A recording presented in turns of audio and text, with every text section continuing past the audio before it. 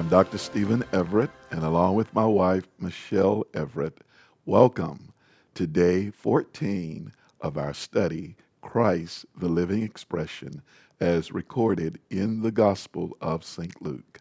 I trust that you have followed us each of the days, and if not, you can go back and you can find those on our website. We have enjoyed doing this so much, just walking through the book of Luke and looking at the development of the story from the beginning, and we are progressing and making our way to the finality and the culmination of the story. But right now, we're right in the middle of it. So get your Bible. If you have the Passion Translation, get that. That's what we'll be using. If not, use whatever version that you have, and let's get back into the story of Christ, the living expression. Chapter 14. One day, Jesus was on his way to dine with a prominent Jewish religious leader for a Sabbath meal. Everyone was watching him to see if he would heal anyone on the Sabbath. Just then, standing right in front of him was a man suffering with his limbs swollen with fluid. Jesus asked the experts of the law and the Pharisees who were present, "Is it permitted within the law to heal a man on the Sabbath day? Is it right or wrong?" No one dared to answer. So Jesus turned to the sick man, took hold of him, and released healing to him, then sent him on his way. Jesus said to them all, "If one of your children or one of your animals fell into a well, wouldn't you do all you could to rescue them, even if it was the Sabbath day?" There was nothing they could say. All were silent. This is powerful because we continue to see Jesus healing different individuals in the nation of Israel on the Sabbath day. Now, what God is saying to us is that, number one, he created man at the end of day 6. And so his first full day of living on earth was day 7, or the Sabbath day, the day of rest. And God intended for man to live in and out of the reality of rest. When mankind moved away from God through a disobedient decision, that's when unrest entered into the human experience, and no longer were mankind as a whole living what is called within the confines of the Lord's Sabbath. And so, therefore, disease and all kinds of afflictions and illnesses were able to take him over. But what we see here in this story is that Jesus is restoring the truth of the Sabbath, and that is that man was not created for the Sabbath, but the Sabbath was created for man.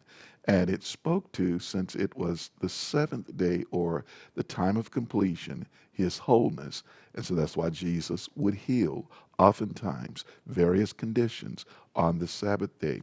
Well, let's look further, because in this, when you link this healing to the next aspect of the story, where Jesus noticed how the guests for the meal. Now remember, he was invited here to a Jewish religious leader's Sabbath meal. And he noticed how they were vying for the seats of honor. And then he shared this story with the guests around the table. When you are invited to an important social function, don't be quick to sit near the head of the table, choosing the seat of honor. What will happen when someone more distinguished than you arrives? The host will then bring them over to where you are sitting and ask for your seat, saying in front of all the guests, "You're in the wrong place. Please give this person your seat." Disgraced, you will have to take whatever seat is left. Instead, when you're invited to a banquet, you should choose to sit in the lowest seat, so that when your host comes and sees you there, he may say, "My friend, come with me and let me seat you in a better place." Then, in front of all the other guests at the banquet, you will be honored and seated in the place of highest respect. The principle Jesus is teaching here in this aspect of the story is that you don't establish your own honor. Honor is something that someone else should convey upon you, and not because you're pressing the issue or you coercing them to do it. You see, he said, this really is the moral of the story. Remember this. Everyone with a lofty opinion of who he is and who seeks to raise himself up will be humbled before all. And everyone with a modest opinion of who he is and chooses to humble himself will be raised up before all. So, the story is really simple. If we choose the route of humility, which is the route that models the mind of Christ more than any other model I know, the scripture said that Jesus humbled himself. He chose to do that, and therefore he was highly exalted. And in this story, he's telling that if you choose to humble yourself, you will be exalted in due time. Jesus turned to the host at that moment. You see, he was talking to the group around the table, and now he turns to the host. He said, when you throw a banquet, don't just invite your friends, relatives, or rich neighbors, for it is likely they will return the favor. But here's what you do. It is better to invite those who never get an invitation. Invite the poor for your banquet, along with the outcasts and the handicapped and the blind, those who could never repay you the favor. You see, in God, there's a passionate concern in his heart and great compassion and mercy toward the disenfranchised. We live in a world that is full in so many ways of disenfranchised people. And unfortunately, you have those that form the elite group. And Jesus is saying here, just don't invite the elite and the elitists for the purpose of them returning back to you what you have done for them. He said, but reach out to someone who has absolutely no ability to repay you. You see, when they heard this, one of the dinner guests said to Jesus, someday God will have a kingdom feast, and how happy and privileged will be the ones who get the share in that joy. And the amazing thing that they weren't aware of, spiritually aware of, God had sent a feast to them. It was Christ, the living expression, the bread of life, the meat for the hungry, water for the thirsty. God had sent them a feast, and they were not even acknowledging what God had sent them. What they were trapped in is what I often find, and it could be any of us trapped in this. One of these days, God is going to do something. Well, when God revealed his son, sent him forth, clothed him in flesh, placed him among us, God was saying to us at that time, one of these days, that mentality can cease now, because today is the day to partake of the feast. Today is the day to receive Christ, the living expression. We could even say it this way. Today is the day of salvation. And what we must do is not harden our hearts and get it fixed in unbelief, looking for something in another season when it's right before us right now.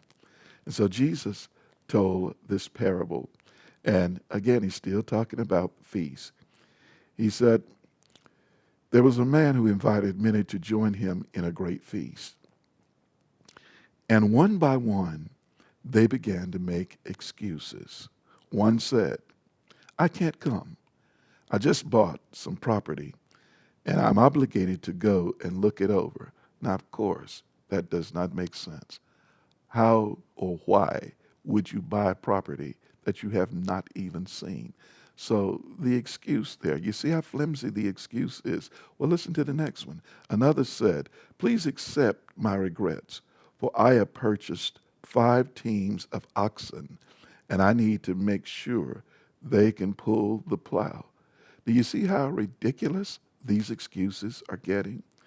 And then another one said, I can't come because I just got married.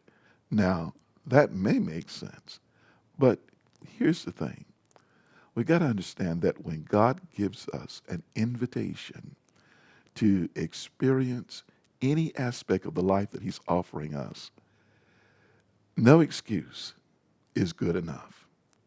And what his expectation is that we would open our hearts as well as opening our minds, and we would enter into what he's laid before us with joy. And so the servant here, once he's dealing with all these excuses, then he says to his servant, now this is what I want you to do. I want you to go out into the city, invite anyone you can find the poor, find the blind, find the disabled, the hurting, and the lonely, and invite them to my banquet. That sounds like the message of the gospel when Christ, the living expression, reaches out beyond what you normally would think. Now, again, this story carries 2 parts. At first, it was those that probably the owner and the master of the banquet was familiar with. And then the second part of the story says, just go out and find everyone that has a disability. That's the gospel. It was first preached to the Jews. They were invited to the banquet table. They made excuse through unbelief. Then he said, now go to whoever. That's the gospel going to the Gentiles or the nations. And he says, everyone that has a handicap, invite them to come in. And when the servant returned to his master, he said, sir, I have done what you've asked, but there's still room for more. And then the owner said, go into the hedges and the highways and compel them to come in. So you see, even if we think that the size of the feast has reached its maximum, what God is telling us, you're thinking too small. There's still more. So keep compelling men to come in. When you look at here, this message, this part of the story, it's a beautiful story. But there's something that's under this that you could talk about the cost of following Jesus, what it really costs. And here's the reality of it. When someone, Jesus said, follow me as my disciple, you must put aside your father, your mother, your wife, your sisters, your brothers. Yes, you will even seem as though you hate your own life. This is the price you pay to be considered one of my followers. And anyone who comes to me must be willing to share my cross and experience it as his own, and he cannot be considered to be my disciple if that doesn't happen. Now, let me sum it up this way. When he says put aside, he's talking about loving less or counting previous relationships more important than the one that you're forming with him in following him. Now, he makes it very clear. His cross literally becomes our cross. A beautiful picture of this in the Old Testament is the tabernacle. When you look at the tribes surrounding the tabernacle, it's like a big cross.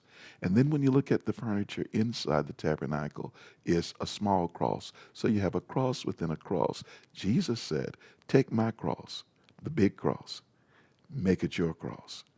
And that way you will follow me properly.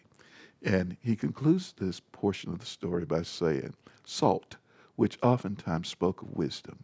If salt loses its flavor, it's good for nothing. That's like wisdom turning into foolishness. It's good for nothing. He said, and what will happen? It will be discarded, thrown away into the trash heap because it's good for nothing. Again, you got to get what's going on here because continually he's telling the story in so many ways to help them to understand. You're supposed to be the wisdom of God to the nations. You're the visual. But if you have allowed your wisdom through all of your traditions and behaviors to become foolishness, it's good for nothing and it'll be discarded. And so he concludes by saying, if you have ears to hear what the Spirit is saying, open yourself and hear what the Spirit is saying to you. Well, we'll go into chapter 15 tomorrow of Christ, the living expression. Make sure that you read chapter 15 and join us again tomorrow. Goodbye.